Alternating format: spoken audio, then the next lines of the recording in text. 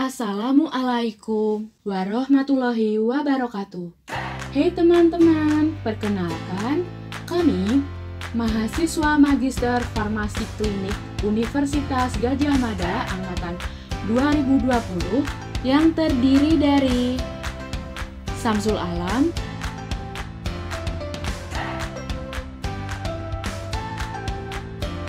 Rini Budi Astuti,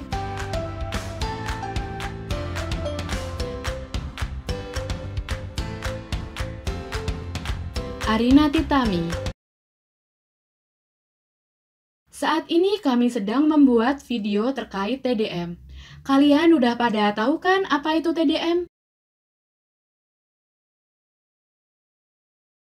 TDM atau Therapeutic Drug Monitoring merupakan kegiatan yang dilakukan oleh apoteker untuk memastikan dosis obat yang diterima pasien sesuai dengan yang dibutuhkan. Tidak hanya itu, masih banyak lagi kegunaan dari TDM ini. Di Indonesia, TDM lebih dikenal dengan sebutan PKOD atau pemantauan kadar obat dalam darah. Langsung aja kami akan membahas salah satu obat yang perlu untuk dipantau. Obat itu adalah litium. Litium merupakan mood stabilizer, diindikasikan untuk pengobatan gangguan bipolar, terutama untuk maniak akut dan perawatan pemeliharaan gangguan bipolar. Terapi pemeliharaan mengurangi frekuensi maniak episode dan mengurangi intensitas episode yang mungkin terjadi. Selain itu, litium juga mengurangi risiko bunuh diri pada pasien dengan gangguan bipolar.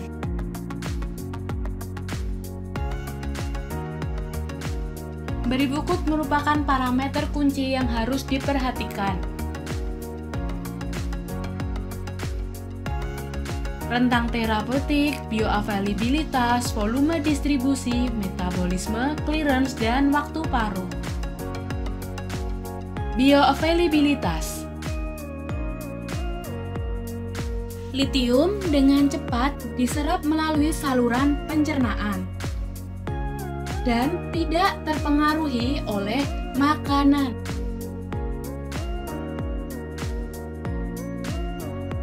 Berikut adalah bioavailabilitas beberapa bentuk sediaan litium. Volume distribusi. Litium didistribusikan secara luas ke seluruh cairan tubuh total dengan volume distribusi pada kondisi tunak mulai dari 0,6 hingga 0,9 liter per kilogram. Namun, volume distribusi pada pasien usia lanjut, massa tubuh kecil, cairan tubuh sedikit, lebih sedikit, metabolisme dan clearance. Litium tidak dimetabolisme. Litium diekskresikan hampir seluruhnya oleh ginjal sebagai ion bebas.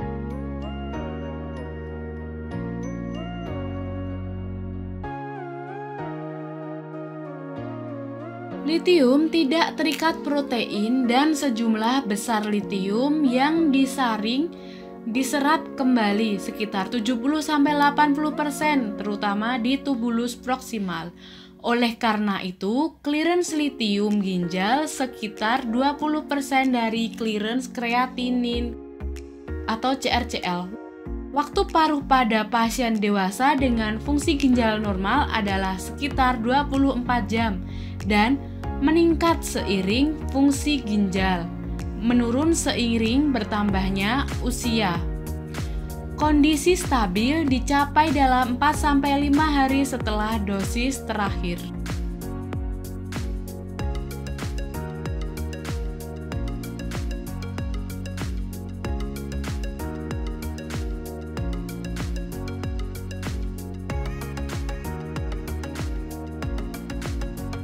Clearance pada kondisi atau populasi khusus.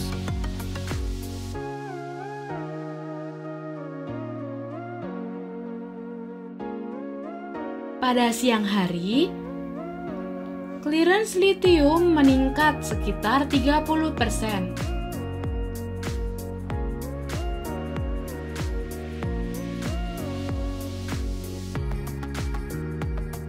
Clearance meningkat selama kehamilan, terutama pada trimester ketiga.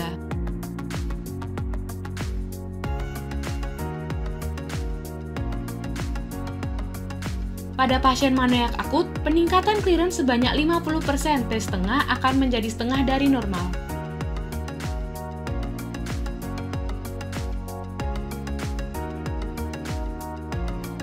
Muntah, diare atau berkeringat berlebihan atau dehidrasi, peningkatan reabsorpsi litium menyebabkan penurunan clearance litium.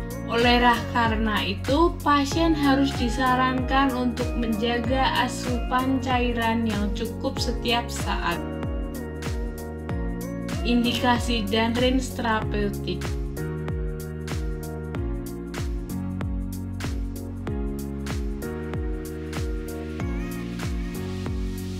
Dosis pada gangguan ginjal pada pasien dewasa adalah sebagai berikut.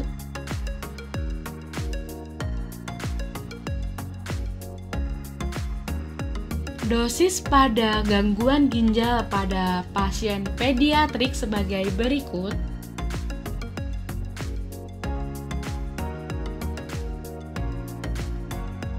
Clearance litium pada pasien dialisis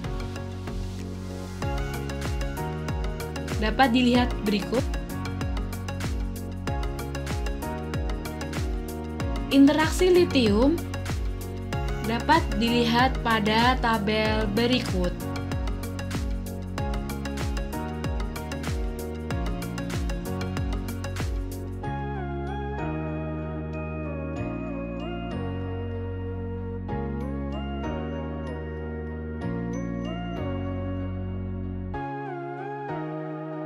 Selanjutnya akan dibahas terkait sampling. Waktu untuk mencapai steady state sekitar 4 hingga 5 hari. Waktu sampling sebelum dosis pagi berikutnya atau 12 jam dari dosis malam terakhir. Frekuensi sampling. Pasien dengan resiko toksisitas tinggi, ulangi konsentrasi serum litium setiap 2 hingga 3 hari. Penyesuaian dosis atau penambahan obat dengan interaksi ukur dalam 1 hingga 2 minggu setelah perubahan. Pasien manik akut, ukur ulang setelah episode manik selesai dan clearance kembali normal. Setelah konsentrasi serum litium kondisi tunak yang diinginkan tercapai, maka konsentrasi litium harus diperiksa ulang setiap 1 hingga 2 minggu selama kurang lebih 2 bulan atau sampai konsentrasi telah stabil.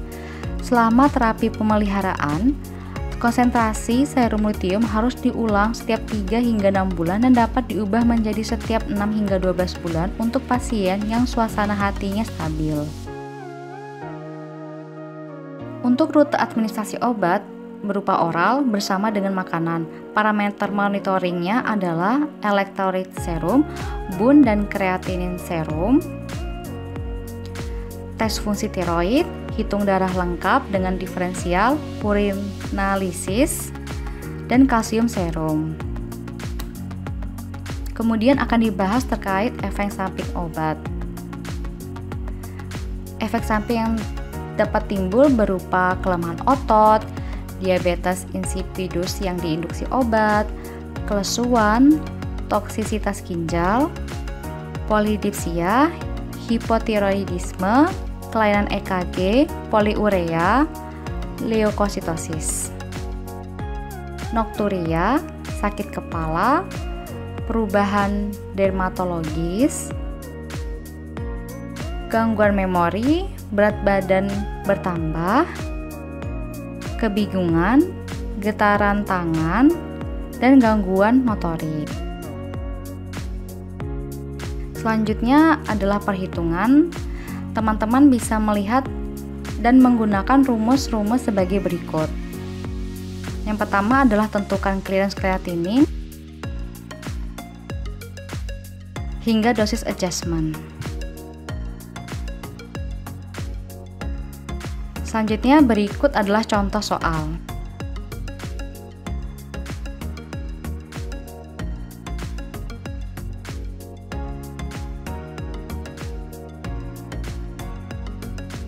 Teman-teman bisa menyelesaikannya dengan solusi sebagai berikut.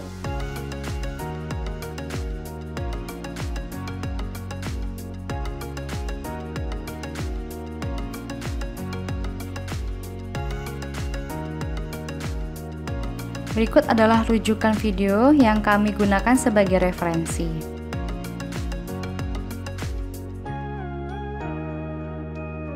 Sekian dan terima kasih.